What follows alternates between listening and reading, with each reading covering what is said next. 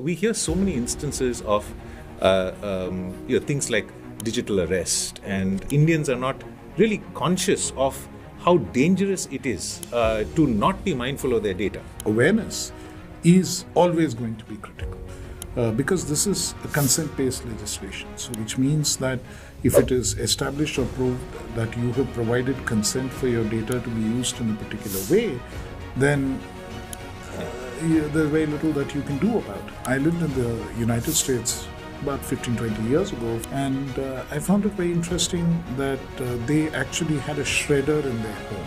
And in India, we have of course been in some ways more than ready to share this kind of information. I own the data which is about me, and nobody else, a third party, cannot use that data in some way without my specific consent or without my say-so.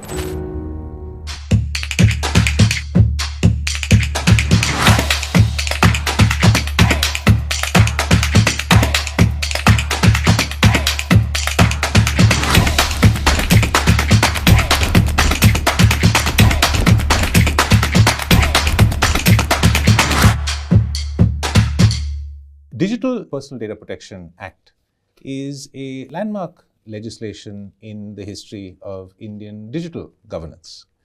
It's likely to be India's first comprehensive data protection law that has repercussions across not just the digital sphere, but pretty much any sphere, given the extent to which personal data, digital information, and radical digitalization has swept the country. To discuss the Digital Personal Data Protection Act, its implications, and what the ordinary person stands to benefit from this new law, I'm very pleased to be talking to Mr. S. Krishnan, the Secretary of the Ministry of Information and Technology. And I hope that in the course of this conversation, we can go through a lot of the motivations behind the law, understand what is unique about the law, how it fits into the overall future of India's digitalization, and how it will change the lives of citizens, enterprises, and everyone else who deals with the country. So first of all, thank you very much for doing this. I thought perhaps we'd start with locating the law in the context. Why is it that we need a digital data protection law at this time in India's journey? I think there's been this awareness and concern about protecting data and protecting personal data. Some of it was part of the IT Act itself, and there were some provisions which specifically dealt with it. But once the Supreme Court passed its orders on the Puttaswamy judgment and talked about privacy being part of the fundamental rights, there was a feeling that we needed to legislate specifically on this. And the Puttaswamy judgment was sometime in 2017. It took a number of iterations before the present version of the Act came out in 2023.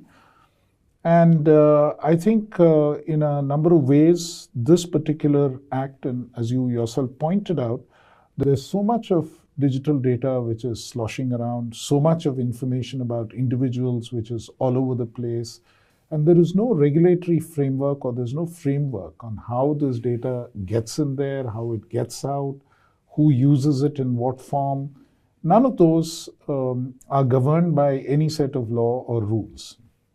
And people often find themselves, their privacy violated, things which they never intended to be in the public domain, getting into the public domain. A lot of those issues frequently come up, and which requires that government had to necessarily intervene and legislatively intervene. And that is what happened through the Digital Personal Data Protection Act. So I want to spend a little more time on that. I mean, we hear so many instances of things like digital arrest, and there are so many harms that are being perpetrated to people because their information is perhaps accidentally shared with someone. Could you perhaps spend a little time on talking about, I worry that Indians are not really conscious of how dangerous it is to not be mindful of their data. Of course, the Act is going to help, but we also need to understand the consequences of the data. No, you're absolutely right. The Act on its own doesn't solve the whole problem. Because while the Act, and I'll come to that in due course, does create a framework, but it is really how each one of us individually exercises our rights and exercises the powers that we have under the Act which become important, and the way that we hold people who keep our data, how we hold them to account also becomes important. So which then means that awareness is always going to be critical because this is a consent-based legislation. So which means that if it is established or proved that you have provided consent for your data to be used in a particular way, then there's very little that you can do about it. Therefore, providing informed consent is very important, and individuals need to realize the implications of the consent they are giving and the circumstances in which the consent is given. And you were talking about this example of digital arrest and issues of that kind. Really, where do people get that data from? They get it from places where the data has been previously shared. Somebody has picked it up based on some hotel registry where Aadhaar numbers have been recorded, addresses have been recorded. Somebody has picked it up from a courier man's list of where parcels have been actually delivered. I find it very interesting that, I lived in the United States about 15, 20 years ago for a fairly long period. And we used to have some friends whom we used to visit. And I found it very interesting that they actually had a shredder in their home. Okay, and I asked them saying, why do you have a shredder? I mean, this is typically something we keep in offices. If there are confidential papers and so on, we shred them. He says, no, we shred all the junk mail we get, because if you throw the junk mail out as it is, then my address is there, various other things are there. Somebody goes through my trash and collects. I could be the victim of identity theft. That is the level of precaution that they were taking, that, shred everything and then throw out the junk so that personal information, including name, address, and something else which may be contained in any junk mail, doesn't go out. So this is the extent to which in certain jurisdictions people are conscious of personal information and the possible risks of personal information getting out. And in India, we have, of course, been in some ways more than ready to share this kind of information. Anybody who asks us, we are happy to give information way beyond what we need to. For instance, you go to many stores and so on, even before, as you're paying, even before the cash counter opens, they ask you, give me your mobile phone. And you really don't have to, but many people do. And, you get the impression watching people in line ahead of you that the cash counter would actually open only if you gave them the mobile number, So people do, there are multiple, behavioral tricks that are played, nudges which are given to actually part with data. And the risks of this are quite immense. I mean, let me again illustrate, and again from personal example. When I just went to the United States, this was sometime in 2007, I didn't have an address of my own, but the employer needed that, I should get a social security number. So it got mailed to one of my colleagues' house, which was in another state. And so even now, I mean, almost 18 years later, if you look at my Gmail account, you would still find either in the junk or in the spam or in some other folder emails which come saying that, you live in this particular area. These are all the people who have criminal records in that area, or these are also protect your reputation, protect this. So this is the extent to which people can actually pick up some piece of data about you and use it. So this is awareness which is very important. And what we see now in India is a rash of, using this kind of data to push something else. I mean, something as simple as, how does a digital arrest thing start? It starts with, oh, there is this package which has arrived for you which has contraband. I mean, which is typically one of the things that starts. And then there is some, official looking person, either in a police uniform or in a customs uniform, who kind of tells you can't move around till you do this and till you do that, to the extent that they've even faked, courtrooms and, pretended to be judges of the High Court and Supreme Court, no less, saying that we are passing orders. Part of it is the convenience element, saying that, we are using digital means, courts are using, video conferencing facilities as a means of ensuring appearance. So, and at one level, there is awareness building about that, because that's a good thing. And, for bail hearings, they are saying that you don't appear in person and we'll do it on video conference. But under the law, there's no way that you can arrest somebody digitally. And that is one thing which has to be done physically. So, which means that awareness is critical and important. This is something even the Prime Minister spoke about in one of his Man Ki Baat episodes. Clearly, this is something which all of us have to be very aware of. So we have to be aware at two stages: where we share the data and in what form we share the data, because you don't have to necessarily give it in every case. You have to be circumspect about how much data you share with anybody when you're asked. And the second point is, be fully aware that when somebody is contacting you through digital means, whether it's an email, whether it's a SMS message or anything else, it's truly for a legitimate purpose. I think both elements, there's a lot of awareness which is needed. And what happens typically is, of course, there are the youth who do a number of transactions, or who are parts of various kinds of games and so on.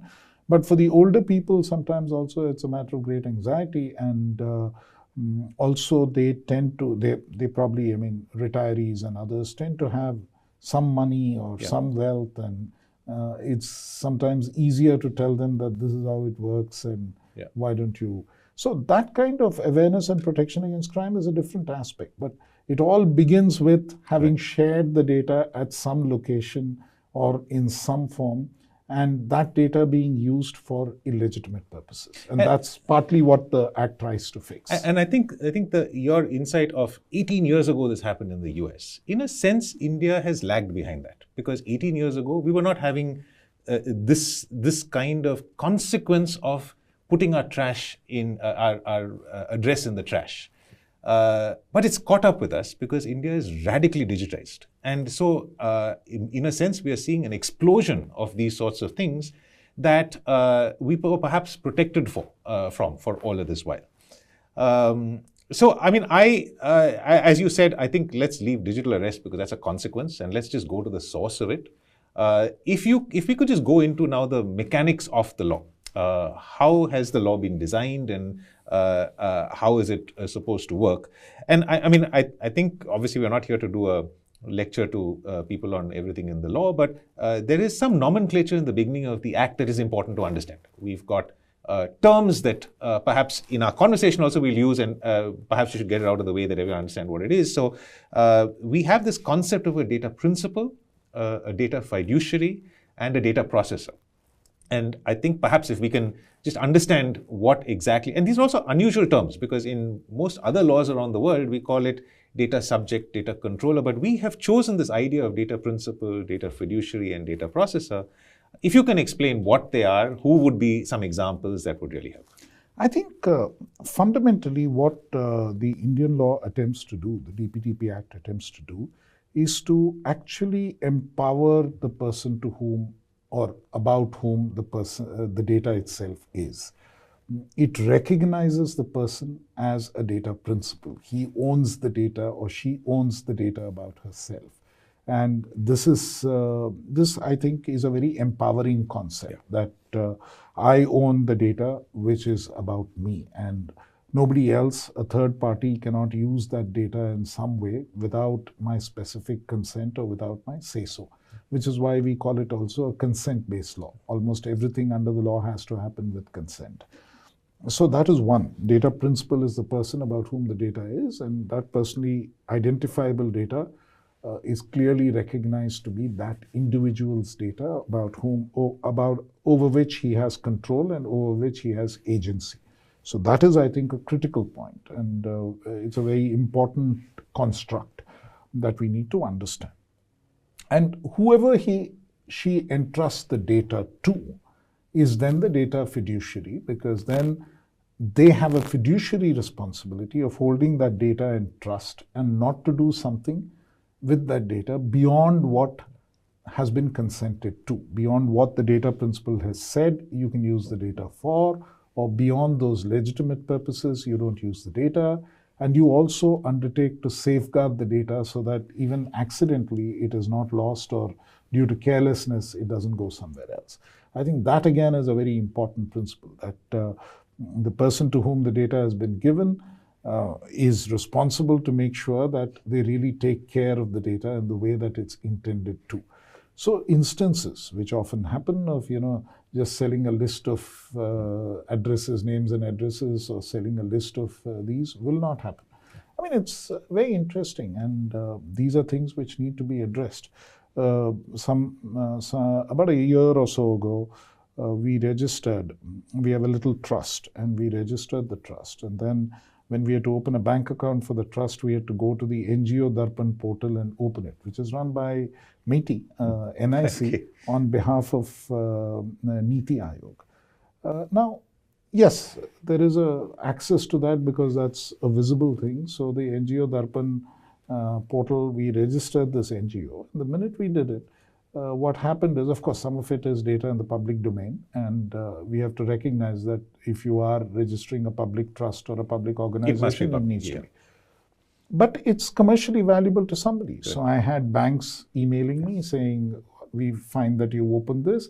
Would you like to open your bank account with us? Would you like to do this with us? Somebody else emailing me from Karol Bagh saying you want other clearances like FCRA or something else, we'll help you. So you realize that this is how data can be commercially valuable or commercially important for somebody who's either soliciting very legitimate business or trying to work this. So which then means that anybody who collects this data can also sell it, without your expecting it or without your realizing it. Which is why it's then very important that the data fiduciary is made to realize what his responsibilities are and how they are expected to hold the data and the manner in which they can actually use it thereafter for whatever purposes. So that is why the concept of the data fiduciary is very important. And then, of course, in a digital system, a lot of this data needs to be sort of processed. And the person, I mean, if you're a bank or if you're any other institution, you may not do all of this yourself. I mean, the entire India's IT economy is structured on the basis of outsourced management of many of these data functions. So that data will go to some third-party entity who processes it. And that is the data processor. So the way the Act itself has been designed is the primary relationship is between the data principal and the data fiduciary. And then there is a secondary relationship, which is primarily contractual and governed by contract law, between the data fiduciary and the data processor. So the data fiduciary then becomes a very important person who's held accountable for all of his actions. No, I mean, I do want to underscore this because whenever I have taken this construct abroad, and of course, data protection has been around since the 1970s, actually. It's amazing how Europe comes back and said, look, we wish we thought about that. Because we flipped the narrative to say that this is not a law about the data controller or the data fiduciary. This is actually a law about the data principal, because we are empowering the data principal. And the articulation of the fiduciary relationship once again flips. You are holding it in trust. It is your responsibility to take care of it, which is a flip in the relationship. Now, I think from there we can go to what you've already mentioned many times, which is the consent-based nature of the framework.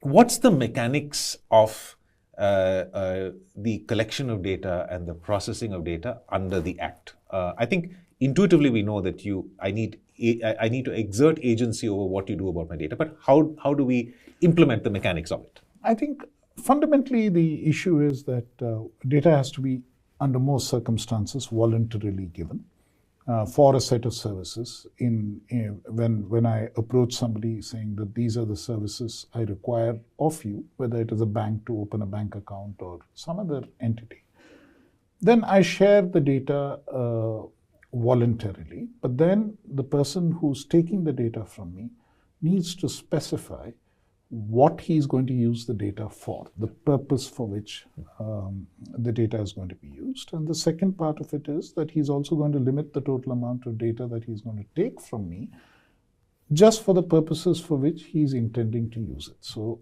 unnecessary detail and too much of other data will not go in. And that's the principle of data minimization. And we'll come back to that later. So the element of consent then becomes very, very important. I mean, as an individual, I can then say, why are you asking for the data? You're telling me you need it for the following purposes. How is this piece of data relevant to that? Why are you asking me for additional pieces of information?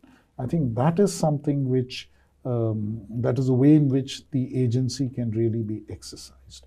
And tomorrow, I can also hold the data fiduciary to account to say that I gave you the data for the following purposes. Now, you've given it to a third party without my consent or without informing me that it's likely to go to a third party. I think that, again, is a very crucial or critical element that both the data fiduciary needs to learn. You may have been treating all this information casually in the past. You may have been sharing it even informally or otherwise, or just putting it together and giving it away to people. It happens, for instance, if you have a club membership, for instance, then you find that your club has shared your data. So which is why, even though you're not in that bracket which will consume all those luxury goods that, jewelry or real estate or whatever, but suddenly you find yourself flooded with mailers from targeted mailers from those kind of agencies. Now that you can't do in the future.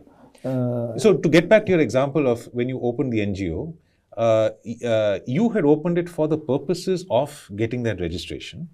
And if someone, and I'm not saying someone has, maybe as you said, it's a public portal, so they went and got it. But let's say you got a club membership and they, instead of using your address just to deliver your club bill or to send you some mailers, they also gave it to someone else. You can now say that you have not used it for the purpose for which I gave it. Or you have to now explicitly say, do you consent for this to be shared for this purpose? Because I may be interested. I may be looking for buying something and I may want some of these mailers to come in which case I explicitly say yes. To it, yes. If I don't consent to it, then it shouldn't be shared. Yeah. And are there, I know that in the Act, we also, you mentioned that largely consent. There are some other uses where data can be used. So right. There are provisions, one for exemptions from some of the provisions of the law, as well as for other legitimate uses. Legitimate purposes are, in certain cases, if government is intending to target certain subsidies or target a particular scheme to a set of possible beneficiaries, what is called proactive governance. If I want to say that, previously you've been eligible for a particular scheme and you've taken benefit under that scheme, you may now be eligible for something more. For instance, just to give an example, now suppose a child is born and under the scheme in which there is a payment for childbirth, up to 2 children, government gives money, then the next stage, when you realize that the child would be 3 or 4 years old, or, you have to immunize the child, so you say that, this immunization service is due, will you come and get your child immunized? Later, school admission is due, will you come and get the child admitted in school?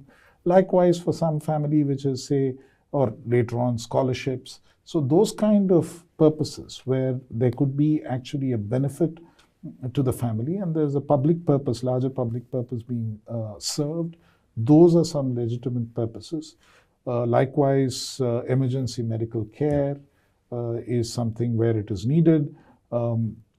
Then in the case of employees, sometimes you have to look into the database to figure out, verification of antecedents or some other sort quite of frankly, benefit. if an employee is misappropriated funds or done something illegal, you can't be asking them consent to do an investigation. So, I think that it would also be a reasonable use. So those legitimate uses are something which the Act itself permits.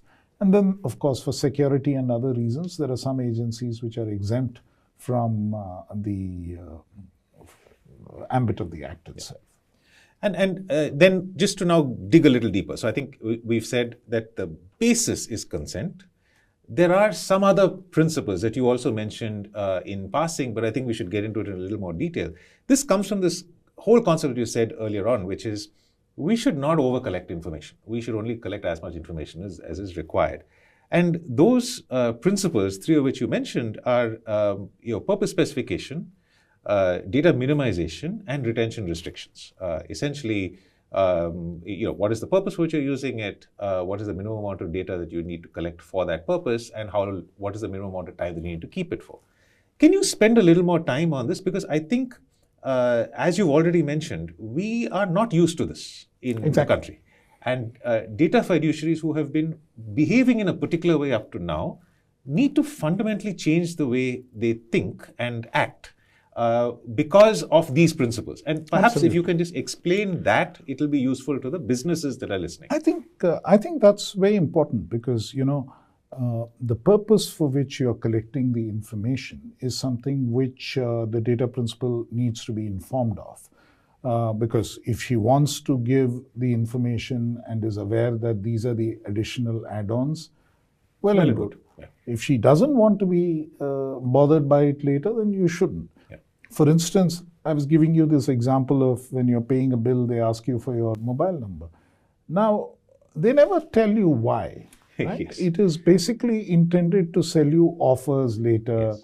Or in certain cases, it could even be that, okay, we identify you based on this. So if you come back the next time, loyalty points or a rebate or a discount or something.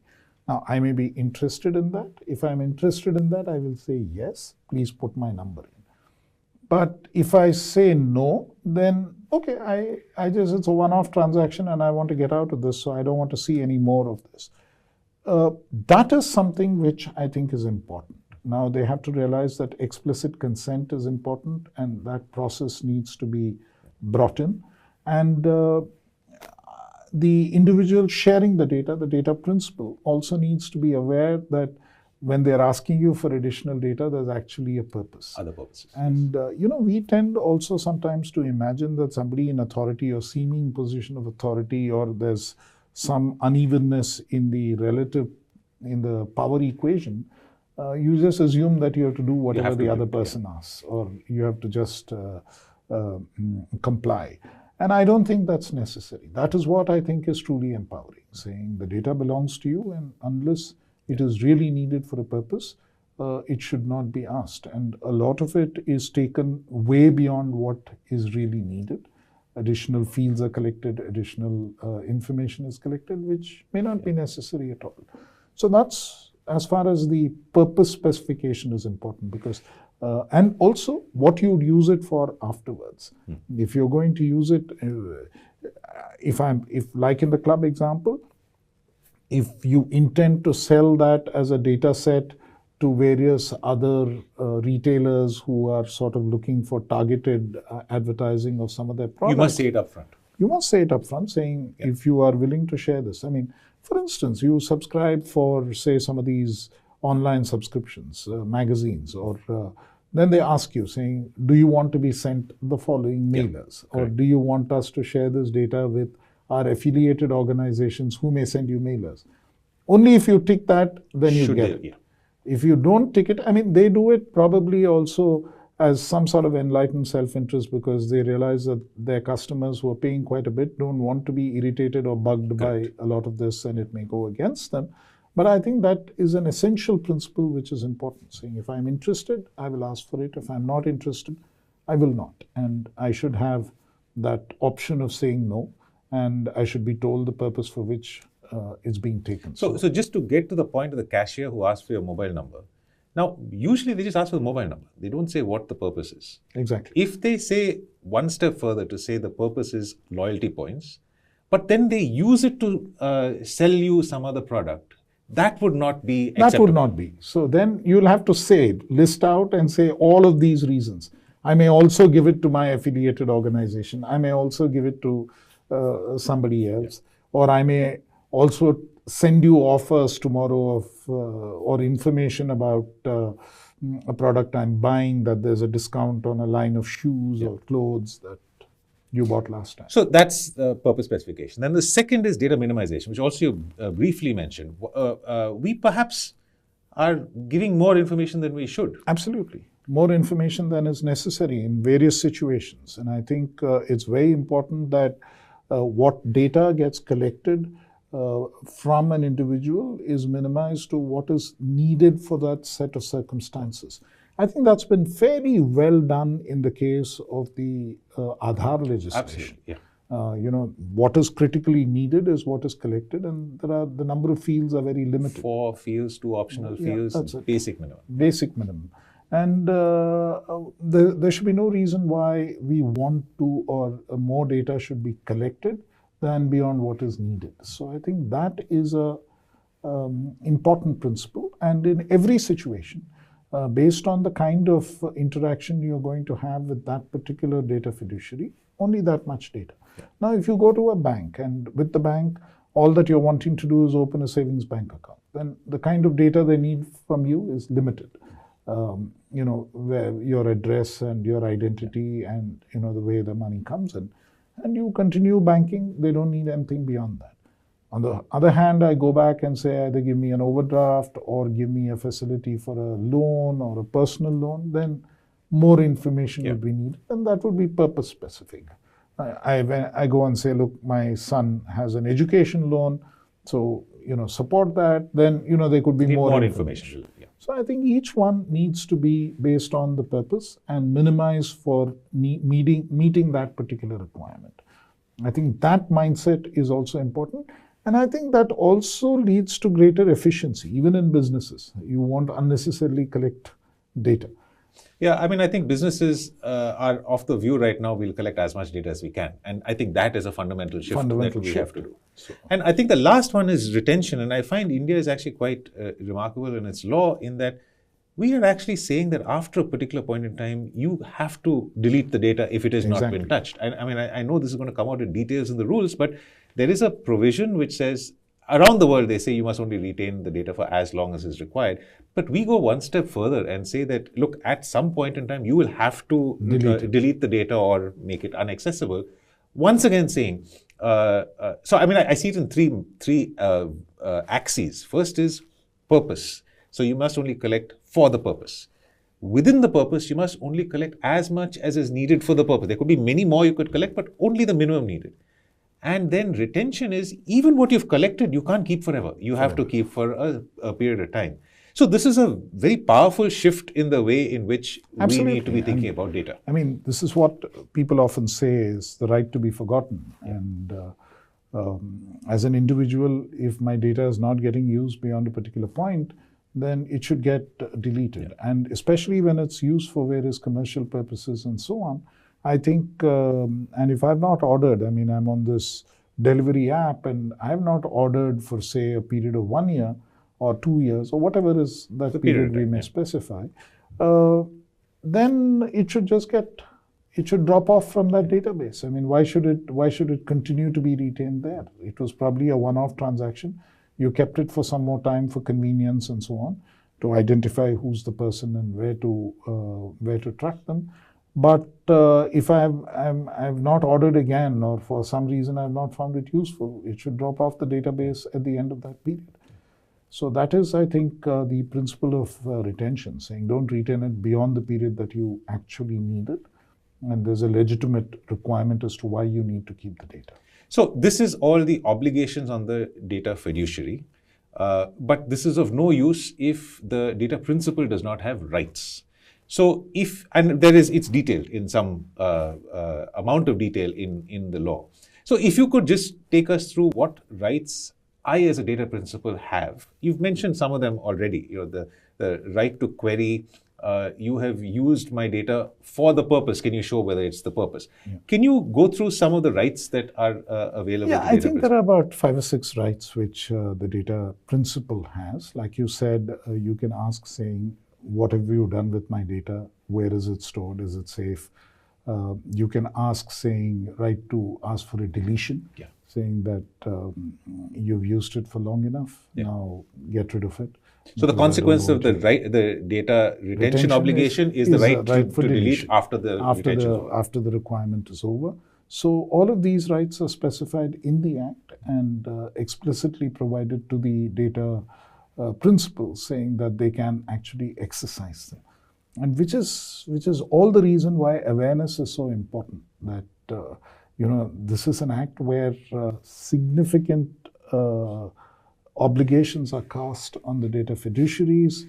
Limitations are there in how much data they can collect, for what they can, the reasons for which they can collect it, and how long they can retain it. And this is something that data principals really need to be aware of, alongside their rights to actually exercise it. Because if you continue to behave the way you behaved before the Act came in, then the purpose of the Act is really lost. So I do want to spend some time on some specific areas. I think we've got a carve-out or a section which talks about children's data. And every law in the world has it. I think this is not something new to India. But perhaps you can explain why there was a need to carve this out, and what is the way in which children's data can be processed. What it can't be processed for, or how you must deal with children's data. I think the most significant thing in this is, again, because it's a consent-based law, for children, they do not have the capacity, legal capacity, to provide consent. And therefore, in their case, a verifiable parental consent is required. So that, I think, is the primary principle, that a verifiable means of parental consent is ensured, without being very onerous, without the process being very onerous. So striking a balance. So that's one key element. The second key element is that you don't want that any data which is collected about a child is used in a way that can harm the child. Right? Even with parental consent, you don't use the data in a way that a child's interest could be harmed. You don't target content which is harmful to a child. You have to actually ensure that such content doesn't come towards a child. You don't track a child's behavior online, or you don't track what they're doing in order to sort of send in certain kinds of content which may be harmful. We are aware that there is a fair amount of CSM, child sexual material, which is available online, and if you're not careful, it may go to the wrong hands. And there's also predatory behavior which may sort of affect children. So I think the most critical element there is to protect children from this. And also we are aware that there is certain kinds of content which is addictive, and to protect the children from that kind of addictive content till they are able to figure out for themselves whether the content is addictive or not, or whether they want to do this as a conscious choice, is something which is important. And I think, as you pointed out, this is becoming a concern the world over. Yeah. Australia has a law that children below 16 wouldn't have access to social media, which is probably likely to come into effect in December. The UK's Online Safety Act has certain provisions in this direction.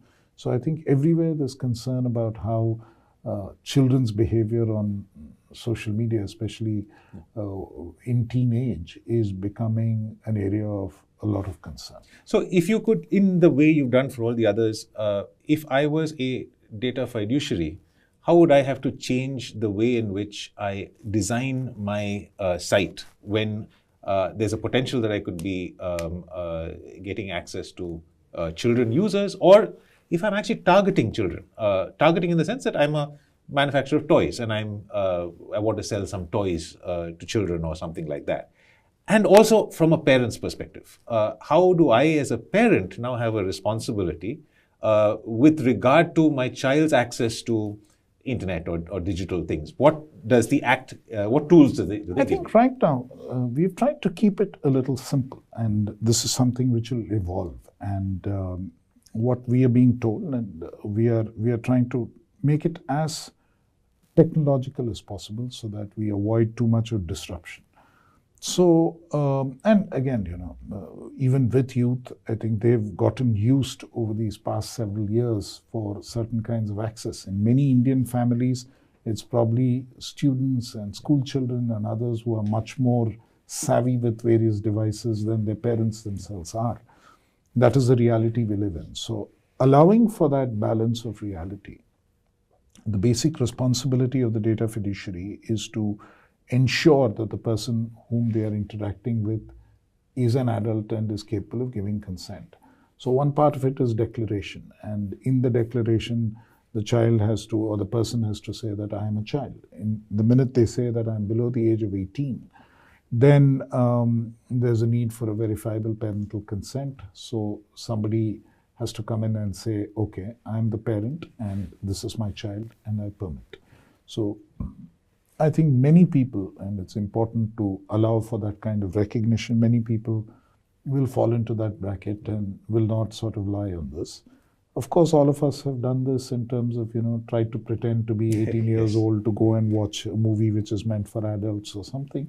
So there will be some who will say that I'm old enough.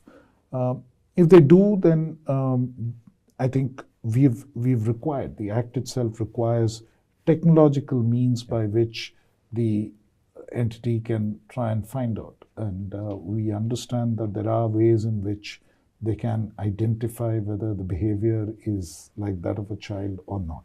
So that is a further responsibility which is cast on the data fiduciaries. Now, once that happens, then of course you can always go back and withdraw and say, look, we now think you're a child, and therefore please go and obtain verifiable parental consent.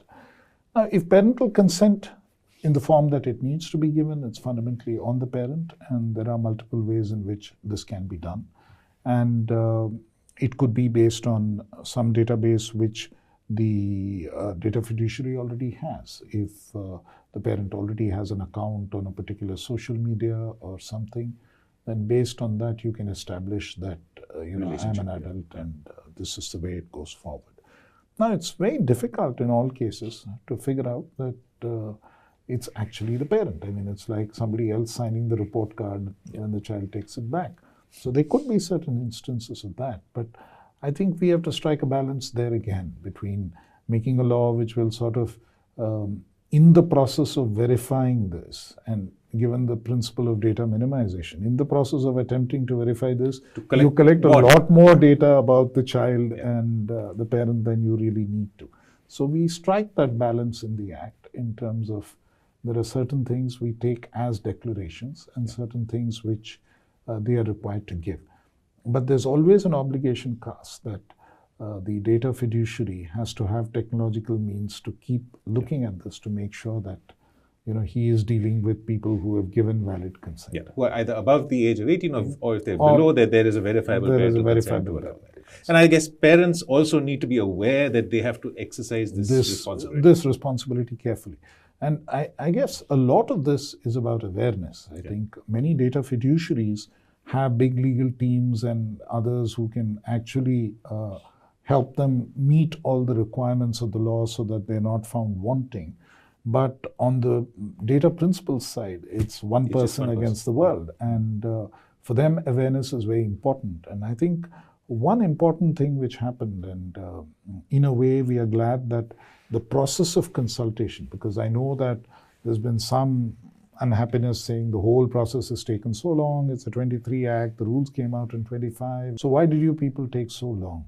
Yeah, I mean, it took a while because there was a fair amount of consultation. But I think in the process of consultation, in the process of actually going out into every part of the country and talking to different groups of people, we've also built the awareness. And I think that is critical.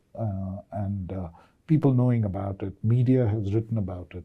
There's a fair amount of interest in this particular law compared to many other legislations that have been brought out. And one of the good effects of such consultation has been the greater awareness about it, and we believe that that awareness needs to continue to grow because these are rights which the law gives to data principals, but they need to know that they have the rights and the way that they can exercise them is something. So I mean, I think we've said a lot about how we must collect a minimal amount of data. But no matter how little data we collect, on the aggregate, it's going to be a lot of data. That's right. And one of the fears that we have is data breaches. Data fiduciaries are, as good as their security systems are, susceptible to bad actors, mistakes, accidents, etc.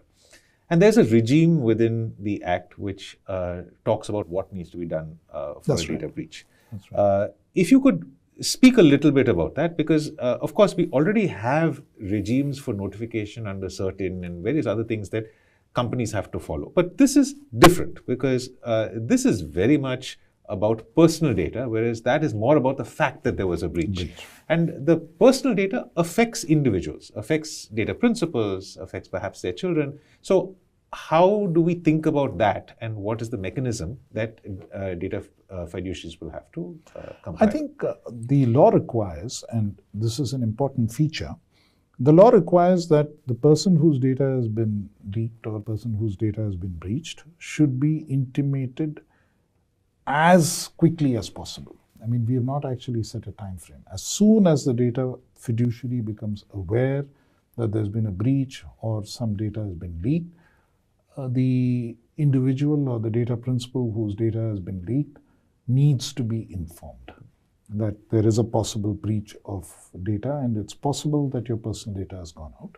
Likewise, parallelly, they also have to inform the Data Protection Board and whatever is the reporting based on cybersecurity and other laws.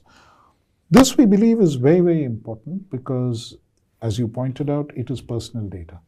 And I should know if my personal data has been leaked.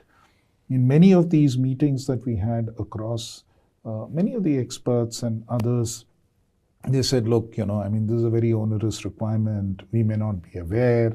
And it might be a very de minimis issue. The data may not be much. It may be a very small amount of data. And how do we sort of keep track of this? How can we report it?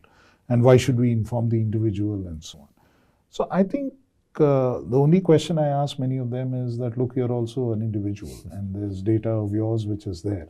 At what stage would you like to know? Would you like to know after a lag of 15 days or would you like to know after a lag of 30 days? And I think that sort of stopped that line of questioning completely. I think they turned around and said, no, I think what you say is right and the individual needs to be informed as quickly as possible. The data principal needs to know. I think that's one principle that we are establishing so that whatever protective action you need to take, whatever ways in which you want to sort of protect yourself as an individual, you can. I mean, that is the key element there.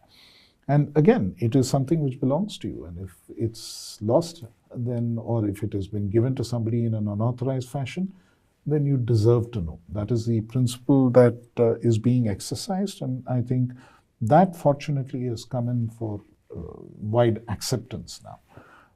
That the time frame is short, but it's really something which needs to be done and measures need to be put in place to enable that. And I do want to say that even if your data is breached, doesn't mean that someone is already misusing it. Exactly. So the sooner you get the information, the quicker you can change your passwords or whatever else you have to exactly. do to protect yourself. So which is why the information is important, that you need to get it quickly so that you can take protective action. What is the point of knowing much later? So that, I think, is a principle which everyone has sort of now accepted and decided that it's in line. Thereafter, of course, a more detailed audit of why it happened and all of that needs to be submitted. A more detailed report to be submitted within 72 hours of the first report, and if need be, further reports will need to be given to the Data Protection Board. All of that is there, and there is also a fairly strong penalties mechanism. It's interesting that there are only civil wrongs. There are no criminal penalties under this Act, which again is a very progressive element of what the Act does.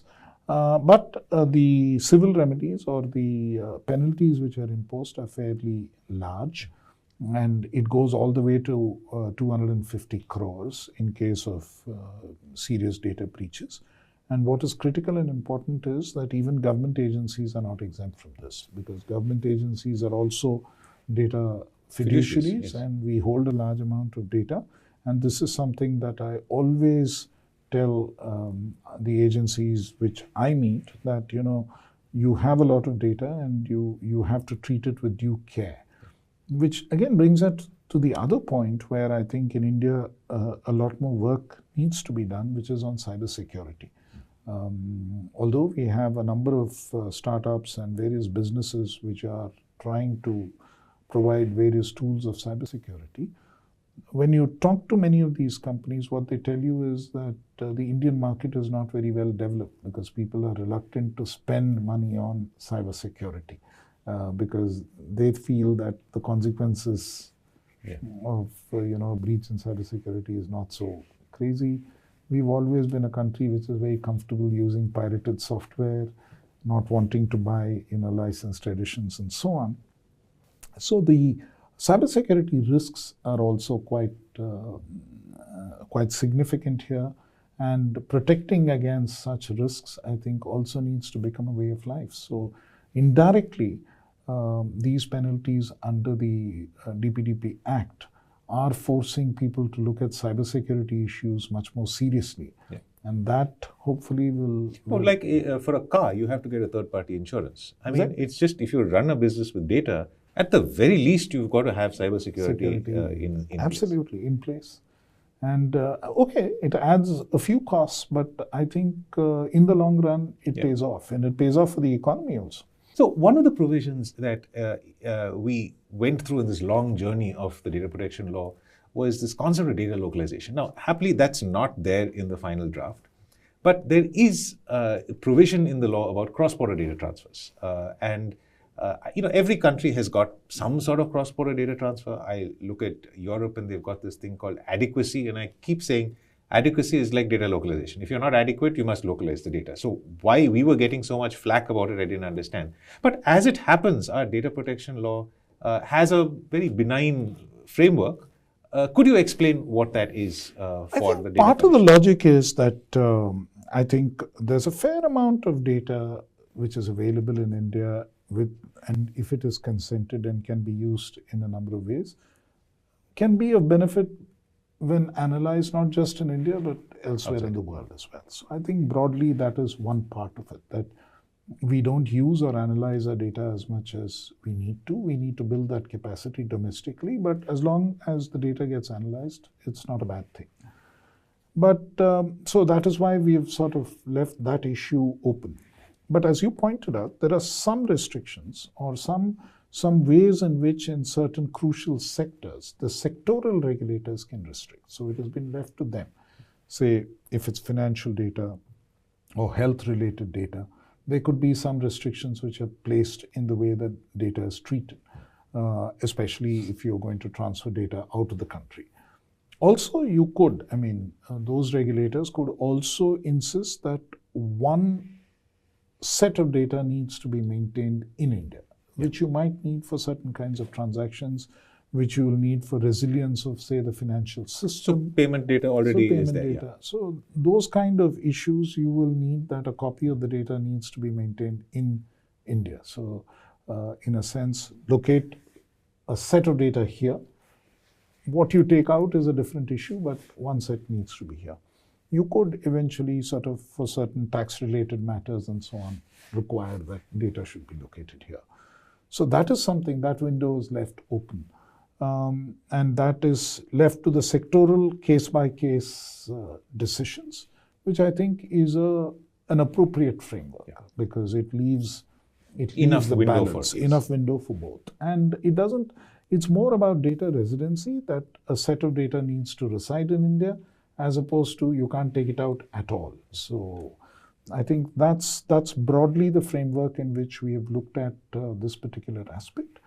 There's also another aspect of trying to protect, and there could be specific cases where transfer could be blocked, and that is intended for very specific things. It is more to protect Indian citizens and their data if it's being sought in some other jurisdiction for purposes which may not be entirely legitimate. So that is a very limited set of and very closely sort of, it has to be done on a specific case-by-case basis and not on a generalized basis. But at this time, there is literally no restriction at all. There's no this restriction. is a window that's kept open in the future if it's required. If it's required. That's right.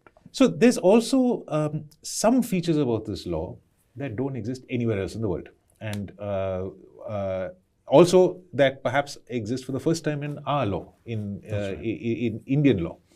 The first is this requirement for notice in all 22 official languages of the country, which is, I would have thought that we would do this more often in a country with so many languages, but this is the first time where it's a requirement. What would this mean for data fiduciaries, and why was this introduced? I think this is important from a context that so much of the business gets done online. You know, many of the previous laws were possibly written in a context where it's all in written form and somebody will explain it to you and it gets translated into Indian languages and there's printed versions of it you can work with. And there'll be printed forms and so on. A lot of interactions online are not in that form. You know, it's a form that you will see online, or it could be a voice you're interacting with, you'll be on a phone call, some basis like that. And now we have a technological means of actually giving people easy access in their respective languages. And since this is a consent-based law, and the principal needs to really know what they are consenting to, the data principle, I think it's very important that we deal with them in a language that they're most comfortable with or what they would understand. And I think it also reflects that a lot of the digital world is also increasingly going to become voice generated, particularly in the age of AI. And therefore, consent in their respective languages becomes crucial. There's also this concept of a nominee, which I have studied laws around the world, but that the concept of actually also being able to designate a nominee for your personal data, I've not seen in any other law. And I mean, I think it's a remarkable innovation, but it also imposes an obligation on data fiduciaries, which perhaps they're not fully wrap their heads around what it what means the implication could be. I think it's again an important element. You see, what happens is that you leave digital footprints even after you're gone. I mean, I know many people who are unfortunately deceased, but whose digital presence is there, whose either there's a Facebook account or some other social media account or something which is up there and which is not yet gone because nobody knows how to deal with it. And I think if the minute you recognize that the data is something that belongs to the individual, personal data belongs to that particular data principle, then you need to recognize that there is a legacy issue here and which needs to be dealt with in a particular way. It's like money in the bank. It's another asset. So which then means that you have a mechanism by which you have a nominee who can draw the money and then give it to the legal heirs. So likewise here, there's somebody who can deal with all of these issues after you're gone. And there are instances where, if you're incapacitated and so on, some laws don't have it and it can make life very difficult. I knew of a case many years ago when I was in the finance ministry, when a pensioner, government pensioner, fell seriously ill and was in a coma. Money was accumulating in his bank from the government pension and so on. His wife could not access it, and the signature is not available. And how do you sort of deal with a situation of that nature? And when you really need it and you're not able to access it, the person is alive but not able to. So these kind of difficulties are rare, but they're significant. And it's worth legislating on. It's worth legislating on it, and at least to provide for those eventualities. And I think in that sense, the law has been forward-looking in providing for that eventuality. And then, of course, the biggest innovation I found is the consent manager. We've got a very powerful consent manager framework working in the financial sector, where perhaps global leaders in thinking of this kind of an approach, it's found its place actually in the Data Protection Act, which also is indication of how important it is. So could you explain a little bit about that and how it is relevant? The consent manager really acts on behalf of the data principal. That is, you have multiple places where you have to provide consent and multiple places where you have to tell them that, this is my data. So you are creating a framework whereby for convenience, you have a consent manager who manages this kind of data for you. The closest comparisons are to the account aggregator framework in the financial world or to what we have attempted with the DigiLocker in terms of, allowing for certain data to be taken for certain limited purposes and certificates and so on.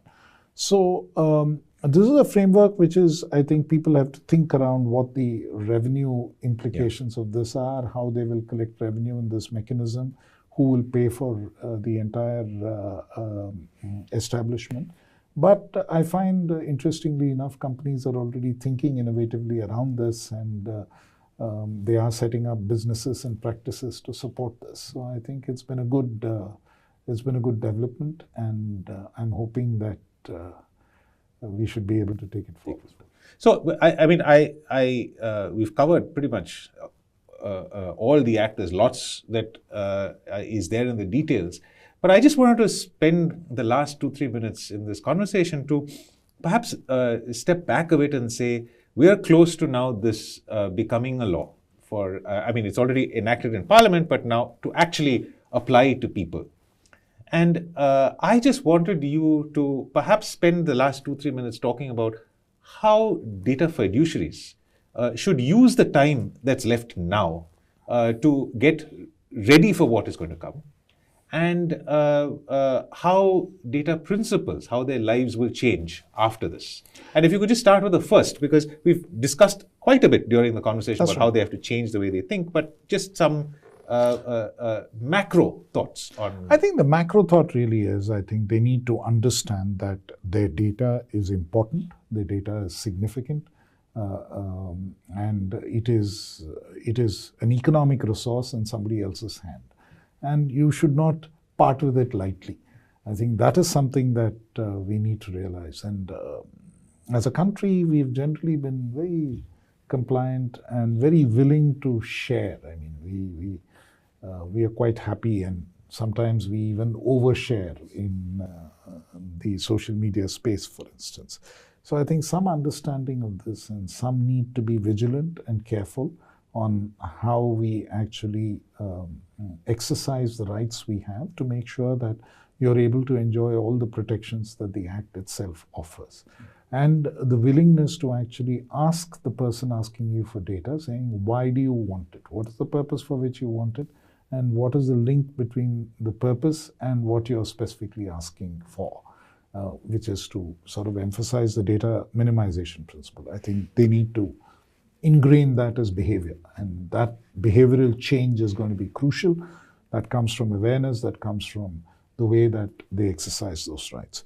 As far as the data fiduciaries are concerned, they will have to look at some ways in which they sort of get ready for with technology to meet these requirements. And I think many of them are basically, most of it is digital data, so which means that you are collecting it through technological means. So you have to add on layers to make sure that digitally you have a consent mechanism put in place. You sort of start thinking about why you're collecting the data, and do you need to collect so much, and are you justified in doing this? All of that will become part of what the framework is. And they really need to start thinking about their cybersecurity systems to make sure that they're adequate and they'll protect the data principals' data that they would have collected. They should also start thinking about the kind of contracts they are entering into with data processors, and make sure that, because the legal obligations are all on the data fiduciary, if it's the fault of the data processor, the person who's going to be held accountable is the data fiduciary. So they will have to translate what their obligations under the law are into contractual obligations which they place on their data processors to make sure that they're protected. I think there's a fair amount of work that they will need to do, both in terms of technology systems and in terms of legal arrangements, and for which the government has already indicated that adequate time would be given. So this is going to be one of the most transformative laws in the country, largely because data is now everywhere. And no matter if you're a manufacturing business or if you are a social media company, you are dealing with data. I think that this law achieves that balance, the balance between dealing with a very complex area with a lot of simplicity. And I'm looking forward to seeing how this actually unfolds as the law comes to pass. Mr. Krishnan, thank you very much for taking us through all of this. It's a lot that we've covered in a short period of time, but I hope that this provides the listeners clarity and a path through what is coming ahead. Thank you very much. And I think it's an important legislation which affects all of us, and all of us have rights which we can exercise under this. And hopefully this should reach a lot more people and they learn more about this. Thank you.